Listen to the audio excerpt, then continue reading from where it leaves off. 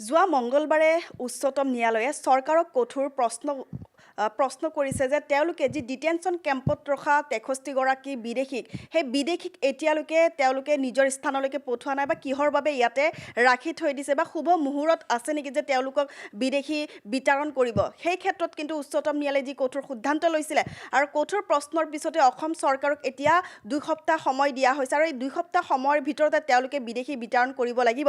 সেই ক্ষেত্ৰত আমাৰ সৈতে উপস্থিত আছে আম আদমি পাৰ্টিৰ উপসভাপতি অনুৰূপা ডেকা ৰজা। তেওঁলোকে আমি কথা পাতিবলৈ চেষ্টা কৰিম যে এই ক্ষেত্ৰত তেওঁৰ মন্তব্য কি হ'ব। যেহেতু বাইদেউ আপুনি নিশ্চয় শুনিছে যে মঙ্গলবাৰে যি সিদ্ধান্ত লৈছিলে বা কঠোৰ প্ৰশ্ন কৰিছে চৰকাৰলৈকে, এই ক্ষেত্ৰত আপুনি কিমানখিনি গ্ৰহণযোগ্য? চাওক, মই আমাৰ আম আদমি পাৰ্টিৰ দলৰ ফালৰ পৰা মোৰ মন্তব্য এটাই হ'ব যে যিখন চৰকাৰে আজি লাখ লাখ বাংলাদেশীক কিমান বছৰ হ'ল, তেওঁলোকৰ ৮ বছৰ হ'ল শাসনলৈ অহা, আৰু তাৰ আগৰ সময়ছোৱাৰ কথা আমি নকওঁ, মানে ১,০০০ কোটি টকাৰ ওপৰত তেওঁলোকে NRC কৰাৰ নামত খৰচ কৰিছে টকা। আৰু ৬৩গৰাকী বাংলাদেশী যি মাটিয়াৰ ডিটেনশ্যন কেম্পত আছে, সেই ডিটেনশ্যন কেম্পত থকা মাত্ৰ ৬৩গৰাকী বাংলাদেশীক তেওঁলোকে আজিলৈকে সীমা পাৰ কৰাই থ'বলৈ তেওঁলোকৰ সাহস হোৱা নাই। আৰু এটা কথা কি যে ৮৬৫ কিলোমিটাৰ মানে যি সীমান্তৰ বেৰ আছে, সেই বেৰ কিন্তু উন্মুক্ত হৈ আছে। যি বাংলাদেশৰ পৰা প্ৰব্ৰজন কৰা বুলি কয়, সেই প্ৰব্ৰজনকাৰীসকল কিন্তু এতিয়াও আহিব পৰাকৈ তেওঁলোকে ধুনীয়াকৈ অ'পেন কৰি থৈ দিছে। এইখিনি কথা আমি কোৱা কথা নহয়, এইবিলাক পেপাৰে পত্ৰে ওলোৱা কথা। গতিকে আজি ৬৩গৰাকী এটা নামতহে, ইয়াৰ আগতেও যেতিয়া অগপ চৰকাৰ আছিলে ৪জন বাংলাদেশী নি পেলাই সীমান্তত থৈ অহাৰ নামত তেওঁলোকে কিমান হেজাৰ কোটি টকা খৰচ কৰিছিল সেই কথা অসমৰ ৰাইজে জানে। গতিকে আমি দেখিছোঁ যে তেওঁলোকৰ কোনো সদিচ্ছা নাই আৰু অসম চুক্তিক তেওঁলোকে কোনো ধৰণে সন্মানো কৰা নাই। অসম চুক্তিত লিখা আছিলে যে বাংলাদেশী বিতৰণ হ'ব লাগিব, আৰু NRC আজি কা বা কেব আহিলে তাৰপিছত অসমত কেনেকুৱা পৰিস্থিতি হ'ল, এই গোটেই ঘটনাখিনি যদি আমি একাদিক্ৰমে চাওঁ তেতিয়াহ'লে দেখিম যে বিজেপি দলটোৱে কেৱল কথাৰ ফুলজাৰি মাৰি আৰু মিছলীয়া। হিমন্ত বিশ্ব শৰ্মা ডাঙৰীয়াই যেতিয়াই কাৰ্যকালত আহিছিলে তেওঁ তেতিয়া কি কৈছিলে যে আমাক আলিকুলিৰ ভোট নালাগে, আমাক বাংলাদেশী মিয়াৰ ভোট নালাগে, তেওঁ চিঞৰি চিঞৰি প্ৰত্যেকখন নিৰ্বাচনী সভাতে কৈছিলে। কিন্তু আজি কি কৰিছে, আজি তেওঁলোকে ৬৩গৰাকীক পঠিয়াব পৰা নাই, যাৰ কাৰণে নেকি আমাৰ মহামান্য আদালতে তেওঁলোকক গালি দিব লগা এটা পৰিস্থিতিৰ সৃষ্টি হৈছে। গতিকে এটা কথাই ক'ম যে 14 চনত নৰেন্দ্ৰ মোদী ডাঙৰীয়াই কৈছিলে যে 16 মে'ত টালি টোপোলা বান্ধি বাংলাদেশীবিলাক অসম এৰি যাব লাগিব। এতিয়া কোনবোৰ বাংলাদেশীৰ কথা বা তেওঁ কৈছিলে, কিন্তু যিটো কথা আজিলৈকে আমি দেখা নাপালোঁ। গতিকে এই চৰকাৰখনৰ কোনো সদিচ্ছা নাই, বাংলাদেশী বিতৰণৰ ক্ষেত্ৰত তেওঁলোকৰ কোনো সদিচ্ছা নাই। তেওঁলোকে হিন্দু মুছলমানৰ ৰাজনীতি কৰি থাকিব। গতিকে এই ধৰণৰ কামবিলাক চলি থাকিলে তেওঁলোকৰ চৰকাৰখন চলি থাকিব। গতিকে আমি বিচাৰিছোঁ, আমি দাবী কৰিছোঁ যে অসমত সঁচাকৈ বাংলাদেশী যদি আছে তেওঁলোকক বাংলাদেশলৈ পঠিয়াই দিয়াৰ ব্যৱস্থা কৰিব লাগে। আৰু মহামান্য আদালতে কৈছে যে তেওঁলোকক যদি একো কৰিব নোৱাৰে নি পেলাই ৰাজধানীত থৈ আহিবলৈ দিছে। গতিকে ৰাজধানীতে থয় নে তেওঁলোকে সীমা পাৰ কৰাই থয়, মুঠতে তেওঁলোকে পঠিয়াব লাগিব। আৰু তেওঁলোকৰ এই যে মিছা কথাৰ ফুলজাৰি তেওঁলোকে বন্ধ কৰিব লাগিব। আৰু সদায় আমি বিজেপি দলৰ প্ৰতিগৰাকী কৰ্মকৰ্তাৰ মুখৰ পৰাই শুনি থাকোঁ যে অসমখন বাংলাদেশীৰে ভৰি পৰিছে। যদি ভৰিয়ে পৰিছে, আপোনালোকতো ডাবল ইঞ্জিনৰ চৰকাৰে আপোনালোকে বাংলাদেশীবিলাকক আজি কালিৰ ভিতৰতে পঠিয়াই দিব পাৰে চিনাক্ত কৰি। গতিকে যে 19 লাখ বাংলাদেশী যে নাম সোমোৱাই দিছিলে হেৰিয়াৰ NRC, যেতিয়া আমাৰ প্ৰথমবাৰ NRC হৈছিলে তেতিয়া সেই 19 লাখ বাংলাদেশী এতিয়া ক'ত গ'ল? এই লাখ লাখ বাংলাদেশীবিলাক এতিয়া কি ভাৰতীয় নাগৰিক হৈ পৰিল নেকি? গতিকে আপোনালোকে ভোটৰ ৰাজনীতি কৰি নাথাকিব, আৰু ভোটৰ ৰাজনীতি কৰা বাদ দি পেলাই যদি সঁচাকৈয়ে সদিচ্ছা আছে চৰকাৰৰ, যদি অসমখনক সঁচাকৈয়ে বাংলাদেশীৰ পৰা মুক্ত কৰিব বিচাৰে, তেনেহ'লে মহামান্য আদালতৰ নিৰ্দেশ তেওঁলোকে মানিব।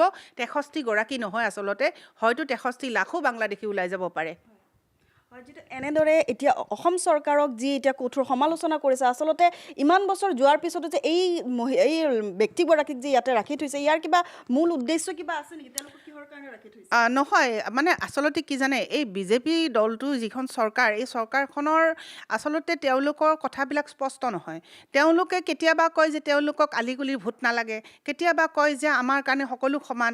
তেওঁলোকৰ আকৌ ভাতৃ সংগঠনবিলাকৰো মুৰব্বীসকলে বিভিন্ন ধৰণৰ মন্তব্য আগবঢ়ায় যে আমি মুছলমানসকলক বেয়া নাপাওঁ, মুছলমানসকল থকাটোৱে বিচাৰোঁ। কিন্তু মুছলমানসকলক ভাল পোৱা বেয়া পোৱাৰ কথাটো পিছৰ কথা।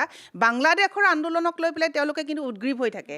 কালি বা পৰহি আমি শুনিলোঁ যে পাকিস্তানৰ কিছুমান শৰণাৰ্থীক তেওঁলোকে ভোটাধিকাৰ দিছে আৰু যাৰ কাৰণে বিজেপিৰ মানুহবিলাক উৎফুল্লিত হৈ পৰিছে তেওঁলোকে গৌৰৱ কৰিছে পাকিস্তানৰ মানুহক আমি মানে ভোটাধিকাৰ দিলোঁ ৰিফিউজিসকলক গতিকে তেওঁলোকৰ কাৰণে সেইটো এটা গৌৰৱৰ বিষয় গতিকে এই যে বিজেপি দলটো কালি কয় তেওঁলোকে বাংলাদেশী বেয়া পায় আজি আকৌ পাকিস্তানী শৰণাৰ্থীক তেওঁলোকে ভোটাধিকাৰ দি পেলাই ফূৰ্তিত একেবাৰে নাচি থাকে গতিকে তেওঁলোকৰ কথাৰ কোনো হেৰি নাই কথা ঠিক নাই আজি এটা কথা ক'ব কালি এটা কথা ক'ব আৰু বিশেষকৈ হিমন্ত বিশ্ব শৰ্মা ডাঙৰীয়াই তেওঁ নিজে আগদিনাখন ৰাতি যিটো কথা ভাবে নহয় বা সপোনত দেখে সেইটো পিছদিনাখন তেওঁ মানুহৰ মাজত তেওঁ জোৰ জবৰদস্তি পেলাই জাপি দিয়ে গতিকে তেখেতৰ নিজৰ মন্তব্য সদায় অসমৰ ৰাইজৰ ওপৰত জাপি দি আহিছে অসমৰ ৰাইজে কি বিচাৰিছে সেই কথাটো তেওঁ দমন কৰি ৰাখিবলৈ বিচাৰিছে গতিকে হিমন্ত বিশ্ব শৰ্মা ডাঙৰীয়াকো আহ্বান জনাইছোঁ যে আপুনি সদায় কয় আলিকুলিৰ ভোট নালাগে নিৰ্বাচনৰ সময়তো আকৌ 26 নিৰ্বাচন আহি আছে গতিকে তাৰ আগতে বাংলাদেশী বিতৰণ কৰি আমাক দেখুৱাওক আৰু যদি সঁচাকৈ আপোনালোকৰ সদিচ্ছা আছে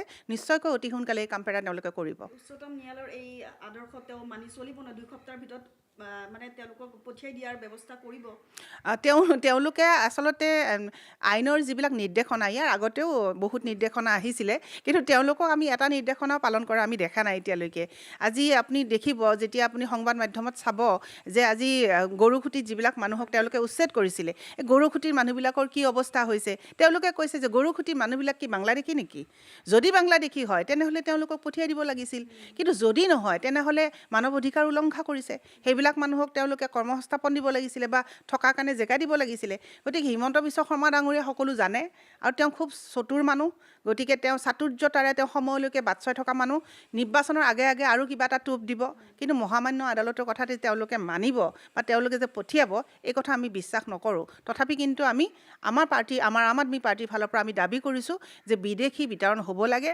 বিদেশীক যদি আছে তেনেহ'লে বিদেশীক নি পেলাই সীমান্তত থৈ আহিব লাগে আৰু সীমান্তৰ যি 800 কিলোমিটাৰৰ ওপৰৰ উন্মুক্ত যি অঞ্চল সেই অঞ্চলত তেওঁলোকে সীমান্তৰ কাটাতাৰৰ বেৰা দিব লাগে আৰু সুন্দৰভাৱে অসমখন যাতে বিদেশী চৰণীয়া পথাৰ নহয় তাৰ কাৰণে তেওঁলোকে ব্যৱস্থা গ্ৰহণ কৰিব লাগে কাৰণ তেওঁলোকৰ ডাবল ইঞ্জিনৰ চৰকাৰ ধন্যবাদ যেহেতু এনেদৰে যি ডিটেনশ্যন কেম্পত ৰাখি থৈছিলে যে 63গৰাকী লোক এতিয়াও আছে সেই বিদেশীক এতিয়া যিহেতু অসম চৰকাৰক এতিয়া প্ৰশ্ন কৰিছে উচ্চতম ন্যায়ালয়ে যে 2 সপ্তাহ সময়সীমা বান্ধি দিয়া হৈছে আৰু আমিও বা জনতাও এতিয়া চাব যে 2 সপ্তাহৰ ভিতৰত তেওঁলোকে এই যি 63গৰাকী বিদেশীক তেওঁলোকে পঠিয়াব পাৰে নে নাই সেয়া সময়তে লক্ষণীয় হ'ব এনেদৰে আমি বিভিন্ন যি তেওঁলোকৰ চৰকাৰে যিধৰণে প্ৰশ্ন কৰিছে সেই প্ৰশ্নৰ উত্তৰত এতিয়া কি হ'ব সঠিক সিদ্ধান্ত কি ল'ব চৰকাৰে সেয়া আমি চাবলৈ বাট চাই থাকিব আমাৰ সৈতে এনি ভাৰত 24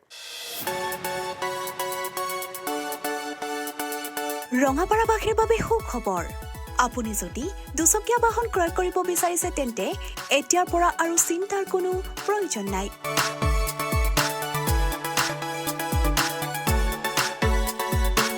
আপুনিও আহিব পাৰে DBP associate Bajaj two wheeler ডিলাৰলৈ